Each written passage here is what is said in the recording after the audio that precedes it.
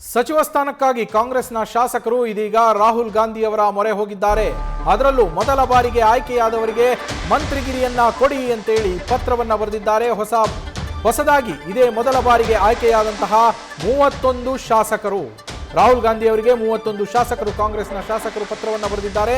ನಮಗೂ ಒಂದು ಚಾನ್ಸ್ ಕೊಡಿ ಅಂತೇಳಿ ರಾಹುಲ್ ಗಾಂಧಿ, ಮಲ್ಲಿಕಾರ್ಜುನ್ ಖರ್ಗೆ ಎಐಸಿಸಿ ಅಧ್ಯಕ್ಷರು ಹಾಗೆ ಪ್ರಧಾನ ಕಾರ್ಯದರ್ಶಿಗಳಾದಂತಹ ಕೆಸಿ ವೇಣುಗೋಪಾಲ್ ಅವರು ಮತ್ತು ಕರ್ನಾಟಕ ಕಾಂಗ್ರೆಸ್ ಉಸ್ತುವಾರಿಯಾದಂತಹ ರಣದೀಪ್ ಸಿಂಗ್ ಸುರ್ಜೇವಾಲಾ ಅವರಿಗೆ ಪತ್ರವನ್ನ ಬರೆದು ಮನವಿಯನ್ನ ಮಾಡಿದ್ದಾರೆ.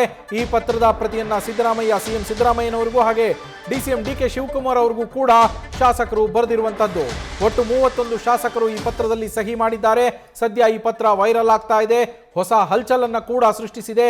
ಆದರೆ ಒಂದು ವಿಚಾರ ಗಮನಿಸಬೇಕು, ಇದರಲ್ಲಿ ಯಾವುದೇ ದಿನಾಂಕ ಇಲ್ಲ. ಅಂದ್ರೆ ಪತ್ರದಲ್ಲಿ ಯಾವುದೇ ದಿನಾಂಕವನ್ನ ಮೆನ್ಷನ್ ಮಾಡಲಾಗಿಲ್ಲ, ಯಾವತ್ತು ಬರೆದಿದ್ದು ಅನ್ನೋದು ಗೊತ್ತಿಲ್ಲ. ಆದರೆ 31 ಶಾಸಕರ ಸಹಿ ಇರುವಂತಹ ಈ ಪತ್ರ ಈಗ ಹಲ್ಚಲನ್ನ ಸೃಷ್ಟಿಸಿದೆ, ಕುತೂಹಲವನ್ನ ಮೂಡಿಸಿದೆ. ಅದರಲ್ಲೂ ಕಾಂಗ್ರೆಸ್ ಪಾಳಯದಲ್ಲೇ ಕುತೂಹಲ ಮೂಡಿಸಿದೆ. ಕಾಂಗ್ರೆಸ್ ಪಕ್ಷದಲ್ಲಿ ಮೊದಲ ಬಾರಿಗೆ 38 ಜನರು ನಾವು ಮೊದಲ ಬಾರಿಗೆ ಶಾಸಕರಾಗಿ ಗೆದ್ದಿದ್ದೀವಿ. ಬೇರೆ ರಾಜ್ಯಗಳಲ್ಲಿ ಮೊದಲ ಬಾರಿಗೆ ಗೆದ್ದವರೆಲ್ಲ ಸಿಎಂ ಕೂಡ ಆಗಿದ್ದಾರೆ. ನಮಗಿಲ್ಲಿ ಸಚಿವ ಸ್ಥಾನದ ಅವಕಾಶವನ್ನ ಕೊಡಿ, ಮೊದಲ ಬಾರಿ ಗೆದ್ದ ಶಾಸಕರಿಗೆ ಸಚಿವ ಸ್ಥಾನವನ್ನ ಕೊಡಿ ಅಂತೇಳಿ ಕೋರಿ ಮನವಿ ಮಾಡಿ ರಾಹುಲ್ ಗಾಂಧಿ, ಮಲ್ಲಿಕಾರ್ಜುನ್ ಖರ್ಗೆ, ಕೆಸಿ ವೇಣುಗೋಪಾಲ್, ರಣದೀಪ್ ಸಿಂಗ್ ಸುರ್ಜೇವಾಲಾ, ಸಿಎಂ ಸಿದ್ದರಾಮಯ್ಯ ಹಾಗೆ ಡಿಸಿಎಂ ಡಿಕೆ ಶಿವಕುಮಾರ್ ಅವರಿಗೆ ಕಾಂಗ್ರೆಸ್ನ ಶಾಸಕರು ಪತ್ರವನ್ನ ಬರೆದಿದ್ದಾರೆ.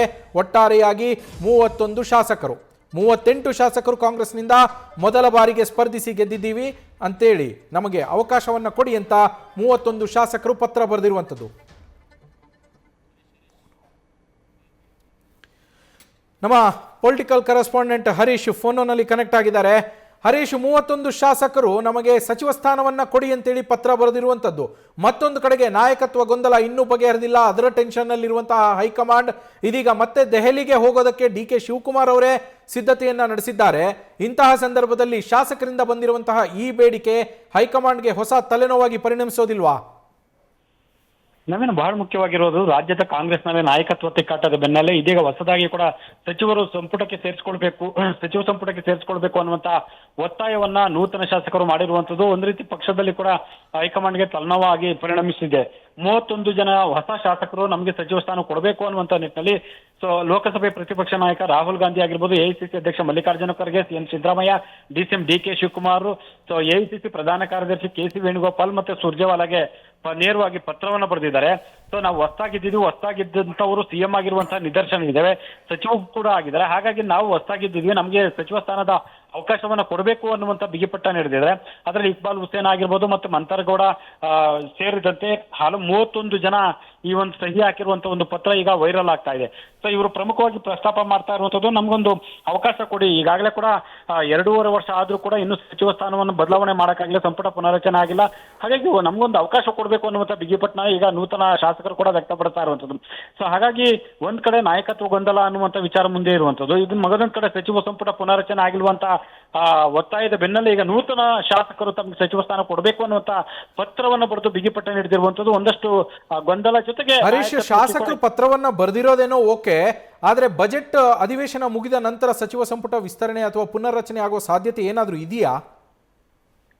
ನವೀನ್, ಈಗಾಗಲೇ ಕೂಡ ಒಂದು ನಾಯಕತ್ವ ಜೊತೆಗೆ ಕೂಡ ಸಂಪುಟ ಪುನರಚನೆ ಏಕಕಾಲದಲ್ಲಿ ಮಾಡಬೇಕು ಅನ್ನುವಂತ ಬಿಗಪಟ್ಟನ್ನ ಕೂಡ ಡಿಸಿಎಂ ಡಿಕೆ ಶಿವಕುಮಾರ್ ಇಟ್ಕೊಂಡಿದ್ದಾರೆ. ಮಗದೊಂದ್ ಕಡೆ ಸಿಎಂ ಸಿದ್ದರಾಮಯ್ಯ ಅವರು ಬಜೆಟ್ ಮಂಡನೆಗೆ ಸಿದ್ಧತೆಯನ್ನು ಕೂಡ ನಡೆಸ್ತಾ ಇದ್ದಾರೆ. ಅಂದ್ರೆ ಮಾರ್ಚ್ 6ನೇ ತಾರೀಕು ಬಜೆಟ್ ಅನ್ನು ಕೂಡ ಮಂಡಿಸ್ತಾ ಇದ್ದಾರೆ. ಆದ್ರೆ ಇದೆಲ್ಲದ ನಡುವೆ ಸದ್ಯಕ್ಕೆ ಯಾವುದೇ ರೀತಿಯಲ್ಲಿ ಕೂಡ ನಾಯಕತ್ವ ಬದಲಾವಣೆ ಇಲ್ಲ ಅನ್ನುವಂತ ಮಾತುಗಳು ವ್ಯಕ್ತ ಆದ್ರೂ ಕೂಡ ಸಚಿವ ಸಂಪುಟ ಪುನರಚನೆ ಆಗ್ಬೇಕು ಅನ್ನುವಂತ ಬಿಗಿಪಟ್ಟ ನೀಡಿದ್ದಾರೆ. ಹಾಗಾಗಿ ಒಂದ್ ಕಡೆ ಡಿಸಿಎಂ ಡಿಕೆ ಶಿವಕುಮಾರ್ ಅವರು ನಾಯಕತ್ವ ಮತ್ತು ಸಂಪುಟ ಪುನರಚನೆ ಏಕಕಾಲದಲ್ಲಿ ಆಗ್ಬೇಕು ಅಂದ್ರೆ ಮಗದೊಂದ್ ಕಡೆ ಸಿಎಂ ಸಿದ್ದರಾಮಯ್ಯ ಅವರು ಸಂಪುಟ ಪುನರಚನೆಗೆ ಅವಕಾಶ ಕೊಡಬೇಕು ಅನ್ನುವಂತ ಬಿಗಿಪಟ್ಟನ ಹೈಕಮಾಂಡ್ ಮುಂದೆ ರಾಹುಲ್ ಗಾಂಧಿ ಮುಂದೆ ವ್ಯಕ್ತಪಡಿಸಿದ್ದಾರೆ. ಈ ಒಂದು ಹಿನ್ನೆಲೆಯಲ್ಲಿ ಇದೀಗ 31 ಜನ ಶಾಸಕರು ಪತ್ರ ಬರೆದಿರುವಂತದ್ದು ಕೂಡ ಹೈಕಮಾಂಡ್ಗೆ ಒಂದು ಹಂತದಲ್ಲಿ ಇಕ್ಕಟ್ಟಿನ ಪರಿಸ್ಥಿತಿ ನಿರ್ಮಾಣ ಮಾಡಿದಂತಾಗಿದೆ. ಹಾಗಾಗಿ ಹೈಕಮಾಂಡ್ ಈ ವಿಚಾರದಲ್ಲಿ ಯಾವ ತೀರ್ಮಾನವನ್ನು ಕೈಗೊಳ್ಳುತ್ತೆ ಅನ್ನುವಂತ ಕುತೂಹಲ ಇರುವಂತದ್ದು. ನಮಗೆ thank you Harish. News First ನಿರ್ಭೀತಿಯಿಂದ ನಿಮ್ಮ ಪರವಾಗಿ.